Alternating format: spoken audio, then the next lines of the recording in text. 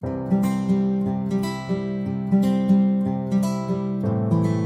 datang di Apakah Channel. Kalian masuk pada zona aman untuk menambah wawasan.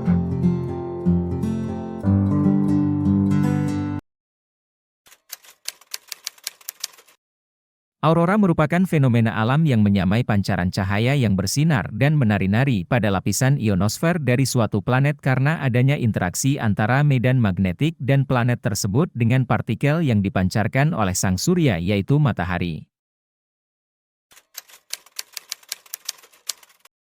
1. Aurora borealis jenis aurora yang terjadi di belahan bumi utara. Aurora ini diberi nama berdasarkan nama Dewi Fajar Roma, Aurora, dan juga nama Yunani untuk angin utara, Boreas.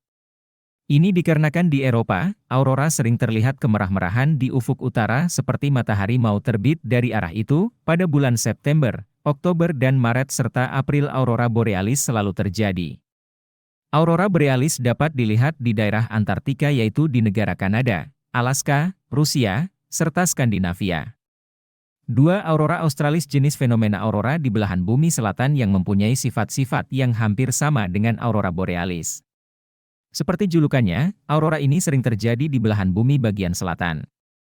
Maka namanya hampir menyerupai nama negara yang ada di sana, yaitu Australia. 1. Bintik matahari. Bintik matahari merupakan area gelap atau hitam dan area dingin di permukaan matahari yang dinamai fotosfer dan termasuk salah satu fenomena unik matahari. Fotosfer sendiri termasuk dari beberapa bagian matahari. Bintik matahari dapat berukuran sangat besar, sekitar 50.000 km. Dan bintik matahari terjadi disebabkan adanya interaksi pada medan magnet matahari yang tidak sempurna. 2. Kutub medan magnet. Daerah kutub adalah pusat dari medan magnet bumi. Saat partikel yang masuk dan terjebak di sabuk Van Allen, partikel-partikel tersebut akan terbawa oleh angin menuju kutub medan magnet bumi. Ini alasannya fenomena aurora hanya terjadi di kutub. 3. Partikel proton dan elektron. Proton dan elektron adalah unsur-unsur pembentuk atom. Proton posisinya berada di inti atom, sedangkan elektron berada di luar lapisan atom. Proton serta elektron akan dibawa oleh angin surya. Pada lapisan tersebut posisi cahaya aurora terjadi. Itulah alasannya kenapa aurora terjadi di tempat yang tinggi. Aurora terjadi di lapisan ionosfer, di mana cahaya yang ditimbulkan adalah akibat adanya interaksi antara medan magnetik suatu planet dengan partikel yang dipancarkan oleh matahari, angin surya. Aurora ada karena adanya miliaran partikel energi yang terdiri dari proton dan elektron yang dilontarkan matahari dengan kecepatan tinggi hingga 500 mil per detik dalam sebuah pancaran cahaya matahari. Pancaran ini disebut dengan angin matahari.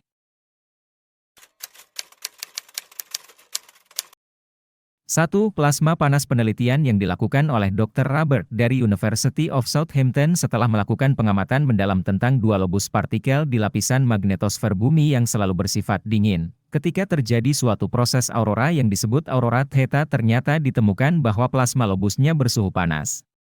2. Merusak satelit. Lapisan elektron yang dibawa oleh angin surya dapat juga menabrak magnetosfer dan menabrak benda-benda lain di sekitar bumi, salah satunya ialah satelit.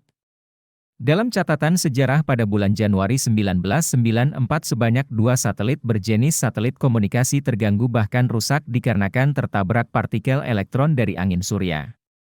3. Bisa mengganggu GPS. Tabrakan elektron yang terjadi dapat menyebabkan terjadinya gangguan terhadap sistem GPS. Salah satunya ialah sistem GPS milik WAAS, salah satu perusahaan di Amerika Serikat.